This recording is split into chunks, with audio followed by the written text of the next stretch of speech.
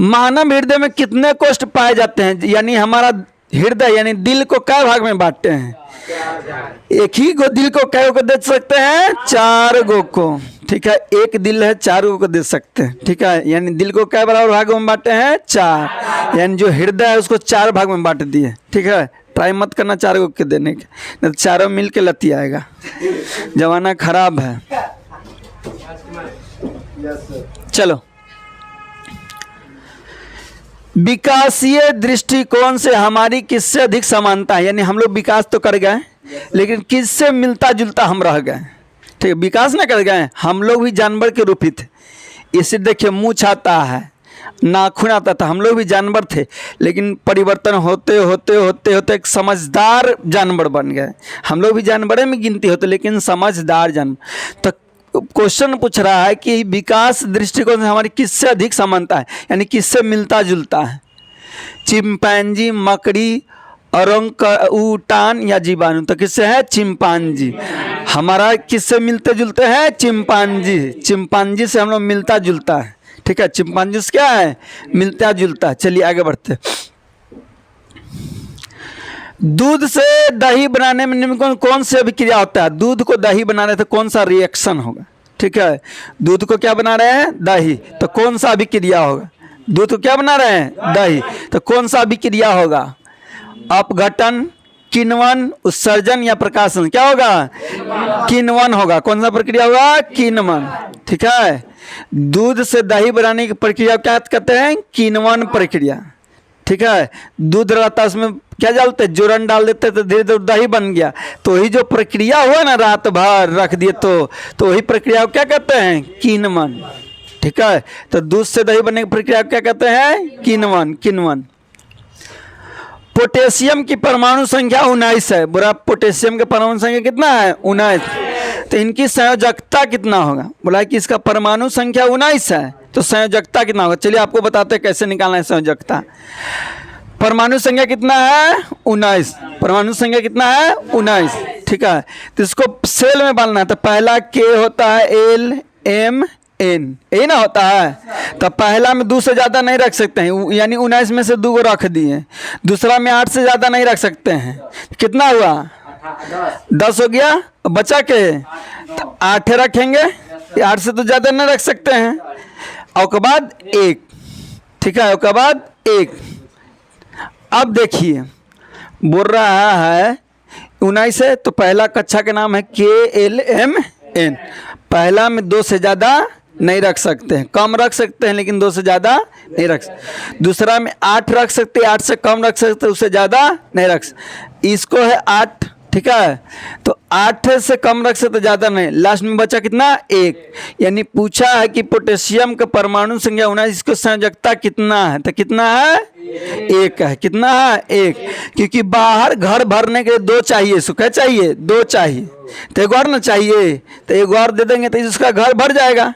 एक और दे देंगे, घर क्या हो जाएगा? भर जाएगा। तो यानी पोटेशियम का परमाणु संयोजकता कितना है? 1।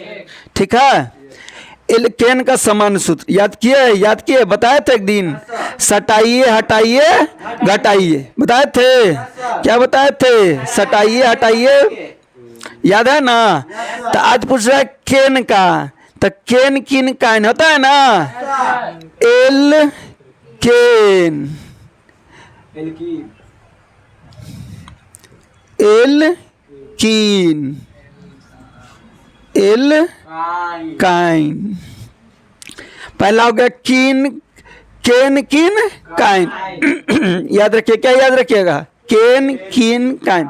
सब में कॉमन रहेगा C2N, क्या होगा? CnH2n। इस सब में रहेगा CnH2n, सब में रहेगा। यानी इसका फॉर्मूला में भी रहेगा CnH2n, इसका फॉर्मूला में भी वाला रहेगा, इसका फॉर्मूला में भी रहेगा, यानी तीनों में ही रहेगा। ठीक है ना? एल्केन पूछे तो उसमें भी रहेगा, एल्कीन पूछे उसमें भी रहेगा, एल्काइन पूछे उसमें भी रहेगा, तीनों में रहेगा।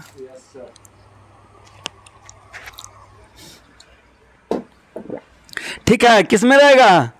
तीनों में रहेगा, एल्केन में भी, एल्काइन में भी और एल्किन।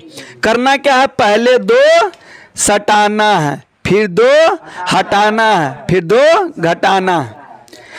पहले जोड़ सटाना, फिर हटाना, फिर घटाना।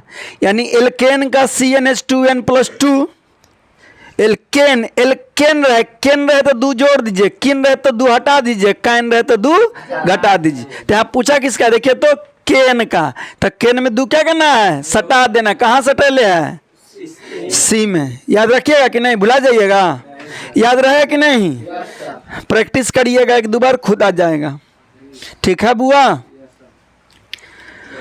फ्लोरीन के परमाणु संख्या कितना है, बोला फ्लोरीन का कितना है, 9। फ्लोरीन का परमाणु संख्या कितना होता है, 9। फ्लोरीन का 9, ठीक है, फ्लोरीन का परमाणु संख्या 9। आगे बढ़िए। कोई भी लियन लाल लिटमस पत्र को नीला कर देता, बउआ ध्यान दो, लाल को नीला कर रहा है तो क्या होगा, लाल को नीला कर ताम्ल की क्षार, लाल को नीला कर रहा है तो क्या है, क्षार है। तो क्षार का मान कितना रहता है, 7 से अधिक, यानी इसका आंसर क्या होगा, 7 से अधिक। कोई दिक्कत। ऑक्सीजन का परमाणु भार कितना, परमाणु भार पूछा तो ऑक्सीजन का परमाणु भार कितना होता है, 16। ऑक्सीजन का परमाणु भार 16, ठीक है, ऑक्सीजन का परमाणु भार 16। बॉक्साइड किस धातु, बॉक्साइड से कौन धातु निकाला जाता है, बार बताते हैं, बॉक्साइड से क्या निकलते हैं, एल्युमिनियम। बॉक्साइड से क्या निकालते हैं, एल्युमिनियम। या पूछेगा कि एल्युमिनियम का अयस्क कौन है, तो बॉक्साइड। एल्युमिनियम का ऑक्साइड क्या है, बॉक्साइड। कोई दिक्कत। चलो, जिंक का होता है केलामाइन, याद है, जिंक का क्या होता है, केलामाइन। केलामाइन से निकालते हैं जिंक, बॉक्साइड से निकालते हैं एल्युमिनियम। चलो, सोडियम किसी से निकाला जाता है, लोहा, मैग्नेटाइट, ठीक है। चलो आगे बढ़ते हैं। धातु की क्रियाशीलता का सही क्रम क्या है, धातु क्रियाशीलता मतलब जो अधिक पावर वाला, अधिक पावर मतलब जो जल्दी रिएक्शन करता है वो अधिक पावर होगी, उससे कम रिएक्शन क्या है वो कम पावर वाला है। तो इसमें कौन है बताइए, NZnMg कौन वाला है, चलिए option A B C D बताइए कौन होगा, ऑप्शन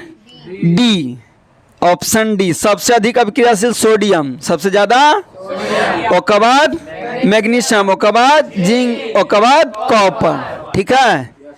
चलिए आगे, Fe2O3+2Al Al2O3+2Fe निम्नलिखित में किस प्रकार की अभिक्रिया है, बोला किस प्रकार का अभिक्रिया है, संयोजन है, विघटन है, विस्थापन या द्विविस्थापन है, क्या है, विस्थापन कौन सा अभिक्रिया है, विस्थापन में क्या होता है ना, जो अधिक शक्तिशाली रहता है ना दूसरा को हटा के अपना जगह ले लेता है, ठीक है। तो यहाँ देखिए ये एल्युमिनियम अधिक पावरफुल है किससे, ऑक्सीजन से। एल्युमिनियम क्या है, अधिक पावरफुल है Fe से, एल्युमिनियम अधिक पावर क्या है, Fe से। तो देखो Fe को हटा देगा, इसके साथ आ जाएगा, आ गया, इसको हटा दिया कि नहीं। एल्युमिनियम ज़्यादा पावरफुल था, ऑक्सीजन को क्या, Fe को क्या कर दिया, हटा के उसके साथ रह गया। तो अधिक अभिक्रियाशील धातु कम अभिक्रियाशील धातु के विलयन से हटा देगा तो उसे क्या कहते हैं, विस्थापन अभिक्रिया। आता है एग्जाम में भी आई, याद कर लीजिएगा। संयोजन अभिक्रिया क्या है, वियोजन अभिक्रिया क्या है, अपघटन अभिक्रिया क्या है, संचरण क्या है, अपघटन क्या है, द्विविस्थापन क्या है, विस्थापन क्या है, सब पढ़े आपको पढ़े ना। तो यहाँ से इम्पोर्टेंट है, 5 नंबर में भी पूछ देता है कभी, ठीक है। आई, रक्त का लाल रंग निम्नलिखित में किस प्रोटीन की उपस्थिति का कारण होता है, जो हम लोग का खून लाल होता है किसके कारण, हीमोग्लोबिन के कारण। किसके कारण, हीमोग्लोबिन। खून लाल होता है किसके कारण, भर दिन हम क्लास करके आए तो तू लोग का एनर्जी कहाँ चली है, ठीक है। तो लाल खून का है होता है हीमोग्लोबिन। हीमोग्लोबिन में क्या पाया जाता है, लोहा। हीमोग्लोबिन में क्या पाया जाता है, लोहा, आयरन, जिसको आयरन कहते हैं, ठीक है। तो लाल खून होता है हीमोग्लोबिन के कारण, हीमोग्लोबिन में पाया जाता है लोहा। कभी कभी पूछेगा हीमोग्लोबिन में क्या पाया जाता है, तो लोहा, ठीक है, या आयरन उसी को कहते हैं। कोई दिक्कत, लोहा कहने से सोच लेता है ये सब लोहा जो घर में बनाता ना था ना लोहा, वो नहीं है, वो लोहा नहीं है, ठीक है। तो लाल रंग किसके कारण? हीमोग्लोबिन के कारण। हीमोग्लोबिन में कैसा है, क्या है? लोहा यानी आयरन। कोई दिक्कत? क्लोरोफिल वर्णक का रंग कैसा होता है? पहले बताइए क्लोरोफिल कहाँ पाया जाता है? तो पेड़ पौधा के पत्ता में। अब पत्ता कैसा रंग होता है? हरा। तो कैसा क्लोरोफिल क्या होगा? हरा। क्लोरोफिल में ना मैग्नीशियम पाया जाता है। जैसे बताएं कि हीमोग्लोबिन में आयरन पाया जाता है, वैसी बउआ क्लोरोफिल में क्या पाया जाता है? मैग्नीशियम। आपको पूछा है क्लोरोफिल में क्या पाया जाता है, तो मैग्नीशियम। क्लोरोफिल का रंग कैसा होता है? हरा। यही हरा रंग के कारण पत्ता हरा। कभी पूछेगा पत्ती का रंग हरा होने का क्या कारण था? किसके कारण? क्लोरोफिल के कारण। पत्ती हरा किसके कारण होता है? क्लोरोफिल के कारण। क्लोरोफिल में क्या पाया जाता है? मैग्नीशियम। चलिए, इतना से ज्यादा कुछ नहीं।